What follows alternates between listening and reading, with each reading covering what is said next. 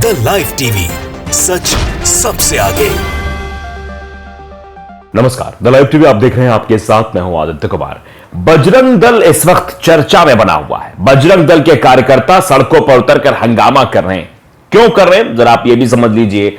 दरअसल कर्नाटक में चुनावी घोषणा पत्र कांग्रेस का जारी होता है। उसमें कांग्रेस के द्वारा कहा था कि सरकार बनती है तो नफरती संगठनों को जो है बैन कर दिया जाएगा और उन संगठन के जो कार्यकर्ता जो नफरत फैलाने काम करते हैं उन सभी को जेल भेजा जाएगा।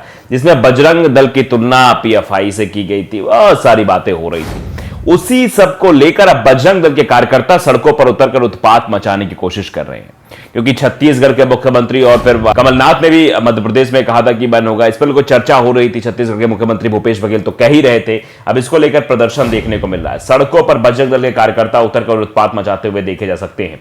न्यूज 24 ने खबर ट्वीट की है कि हैदराबाद में बजरंग दल कार्यकर्ताओं ने कांग्रेस कार्यालय के सामने प्रदर्शन किया है, जिसकी तस्वीरें वो साझा कर रहे हैं। पुलिस ने प्रदर्शनकारियों को हिरासत में लिया है। तस्वीरें आपकी स्क्रीन पर, तस्वीरें देखकर आप अंदाजा लगाइए किस तरीके से ये जो बजरंग दल के कार्यकर्ता है वो जय श्री राम के नाम का सहारा लेकर कांग्रेस के कार्यालय के बाहर उत्पात मचाने की कोशिश कर रहे थे और फिर पुलिस ने इन सभी लोगों को वहां से डिटेन किया। ये तेलंगाना हैदराबाद की तस्वीर है। बजरंग दल वालों का यहां प्रदर्शन देखने को मिल रहा है। तो बजरंग दल वाले सिर्फ इसलिए उत्पात मचा रहे हैं क्योंकि जान रहे हैं कि अब संगठन बैन होने की बात कही गई है, तो सड़कों पर उतरकर उत्पात मचाने की कोशिश कर रहे हैं कि हमें क्यों बैन किया जा रहा है, हमारे संगठन क्यों बैन किया जा रहा है, ये फलाना ढिमकाना। अब लोगों का रिएक्शन भी इसमें आ रहा है। सारी चीजें हम आपको बताएंगे, लेकिन सब पहले देख लीजिए किस तरीके से ये प्रदर्शन हो रहा है, उसके बाद आपको बताएंगे। देशव्यापी आंदोलन होगा, इस तरीके की बात भी कही जा रही है। बजरंग दल पर प्रतिबंध लगाने की बात पर विरोध प्रदर्शन, जलाए गए कांग्रेस के घोषणा पत्र। ये देशव्यापी आंदोलन करने की बात कही जा रही है। कांग्रेस ने कर्नाटक विधानसभा चुनाव के लिए घोषणा पत्र जारी किया, जिसमें वादा किया कि जाति एवं धर्म के आधार पर नफरत फैलाने के लिए बजरंग दल और पीएफआई पर कार्रवाई की जाएगी। बजरंग दल ने राष्ट्रीय राजधानी में कांग्रेस मुख्यालय के पास प्रदर्शन किया और मांग की कि पार्टी कर्नाटक में सत्ता में आने पर संगठन पर प्रतिबंध लगाने के अपने वादे को वापस ले। यानी यह दबाव कांग्रेस पार्टी के ऊपर बनाया जा रहा है कि इसको वापस लिया जाए। प्रदर्शन के दौरान बजरंग दल के समर्थकों ने कांग्रेस मुख्यालय के सामने हनुमान चालीसा का पाठ किया और कांग्रेस के मैनिफेस्टो को जलाया भी।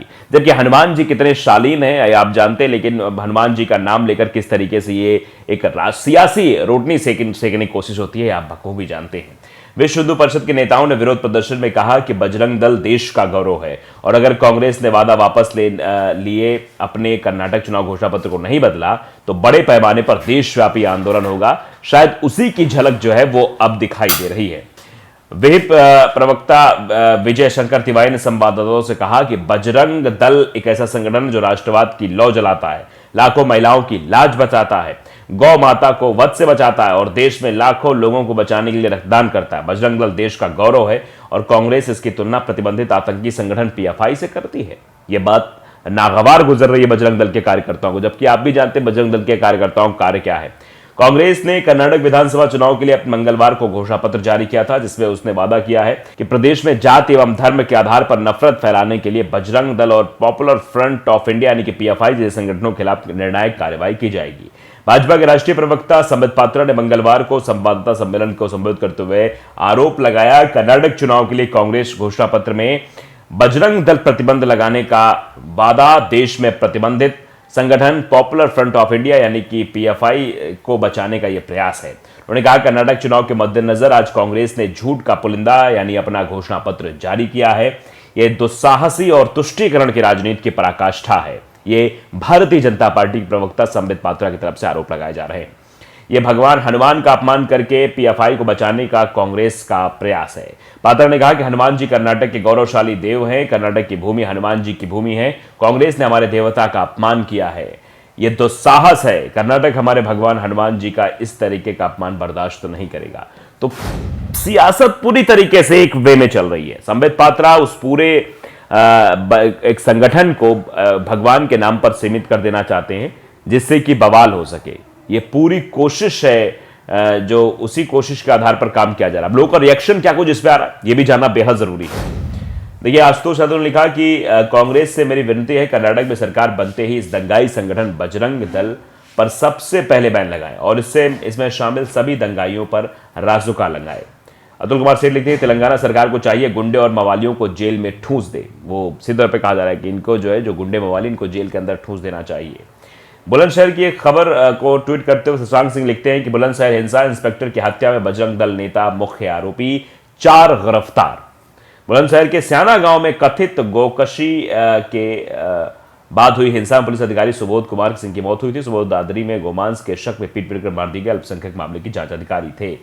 आप समझिए 15 फरवरी 2019 की खबर है। लोग ये बता रहे हैं कि देखिए बजरंग दल वाले क्या क्या करते हैं। अवनीश त्रिपाठी वो ट्वीट करते हैं कि हनुमान जी जैसे दुनिया के सबसे विनम्र देवता के लिए इस तरीके का उग्र संगठन बनाकर प्रदर्शन करना वाकई विरोधाभास है। हनुमान जी ऊपर से अगर देखते होंगे और अगर गुस्सा गए तो इनकी लंका लगनी तय है। ये सीधे तौर पर बात लोगों द्वारा कही जा रही है। किस तरीके से एक संगठन के नाम पर ये लोग हनुमान जी के नाम को बदनाम करने की पुरजोर कोशिश करते हैं। बस एक तस्वीर हमारे पास और है, वो तस्वीर भी हम आपको दिखाना चाहते हैं। किस तरीके से उसमें साफ साफ दिखाई दे रहा है कैसे उन सभी बजरंग दल कार्यकर्ताओं को ठूसा जा रहा है। जरा आप वो वीडियो एम्बियंस के साथ भी थोड़ी देख लीजिए, फिर आपको आगे।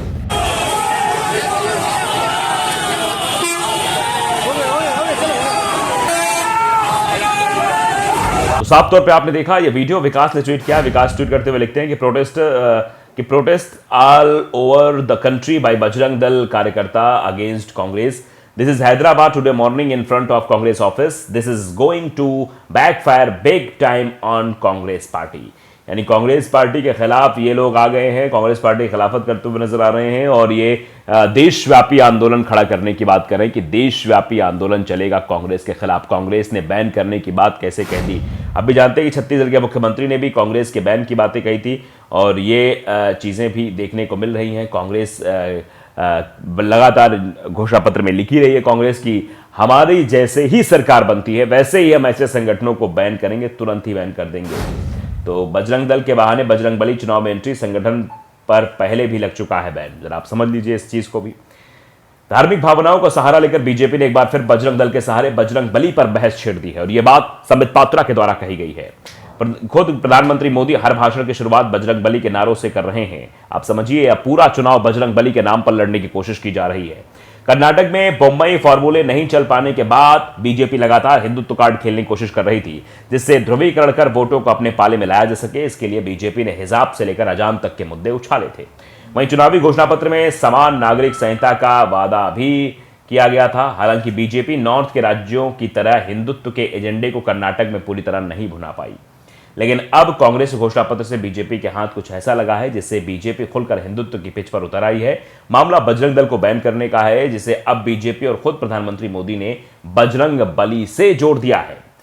दरअसल कांग्रेस ने कर्नाटक के लिए जारी अपना घोषणा पत्र में कहा था कि सरकार बनने के बाद हम बजरंग दल जैसे संगठनों पर बैन लगाने का काम करेंगे। उन्होंने बजरंग दल की तुलना पीएफआई जैसे विवादित संगठन से की थी। हालांकि बजरंग दल भी पिछले कुछ सालों से लगातार विवादों में रहा है। अब बीजेपी ने हर मुद्दे को इस मुद्दे की जन भावनाओं से जोड़ दिया और कांग्रेस को लपेटे में ले लिया है और कांग्रेस को भगवान विरोधी तक बता दिया है। मुद्दा बजरंग दल का था, लेकिन इसे बजरंग बली से जोड़कर लोगों के सामने रखा गया। खुद प्रधानमंत्री मोदी इसे चुनावी मंचों पर भुनाने की कोशिश कर रहे हैं, वो भी बोल रहे हैं और बाकायदे ट्वीट कर रहे हैं। और आज जब मैं यहां हनुमान जी की इस पवित्र भूमि पर आया हूं, सुनिए आपने प्रधानमंत्री नरेंद्र मोदी जी ने क्या कहा कि मैं हनुमान जी की पवित्र भूमि पर आया हूं। ट्वीट करते हुए लिखते भी हैं, ये देश का दुर्भाग्य, कांग्रेस को प्रभु श्री राम से जो तकलीफ हो रही है, अब उसे जय बजरंग बली बोलने वाले भी बर्दाश्त नहीं है। यानी अब ये बजरंग दल को बैन करने की बात अब बजरंग बली पर लाकर खड़ी कर दी है। बजरंग बली करेंगे बेड़ा पार। अभी बीजेपी हिंदुत्व की पिच पर खेलने की पूरी कोशिश कर रही है। आप समझिए, आप अंदाजा लगाइए किस तरीके से बीजेपी अब इस पूरे मुद्दे को बना रही है। इसीलिए प्रदर्शन हर जगह हो रहे हैं। ये बजरंग दल के कार्यकर्ता फिर से उत्पात मचाने की कोशिश कर रहे हैं। तो द लाइव टीवी अगर आपने सब्सक्राइब नहीं किया, सब्सक्राइब जरूर करिए, बेल आइकन दबाइए ताकि सच खबर आप तक पहुंचती रहे। नमस्कार। द लाइव टीवी, सच सबसे आगे।